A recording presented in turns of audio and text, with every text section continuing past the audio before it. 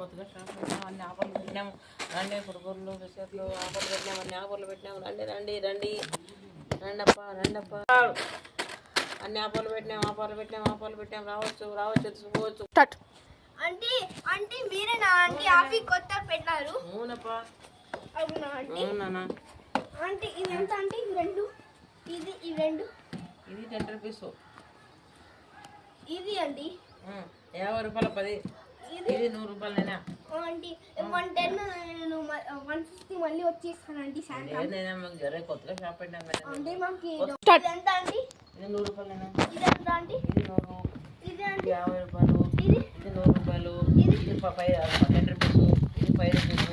ఇది 5 రూపీస్ అయినా కొత్తగా పెట్టాను. ఇది ఒక్కటే 5 రూపీస్ ఆంటీ. ఇవన్నీ కలిసి అవి 100 రూపీస్. 100 ఆంటీ ఇది ఏం ఆఫర్ అండి? ఇది ఆఫర్ పెట్టినాం కొత్తగా ఇంకా 50 రూపాయలు 10 రూపాయలు తక్కువ. అవునండి 40 రూపాయలు అయితే. ఇది 100 రూపాయలు అయితే 90 రూపాయలు. 90 రూపాయలైనా. అవునా అండి? అన్ని 10 రూపాయలు తగ్గించారు. తెచ్చుకోండి అన్ని 10 రూపాయలు తక్కువ. ఇవి రెండు ఇస్తారా? కొత్తగా షాప్ పెట్టినారా ఆంటీ? అవునన్నా. ఆంటీ నాకు ఇవి రెండు ఇస్తారా? తీసుకుంటున్నా సాయంకాలం ఇచ్చేదన్నా. పొద్దున పెట్టిన మా వాళ్ళు అంతా పిల్లలు తెచ్చిపోయినారు.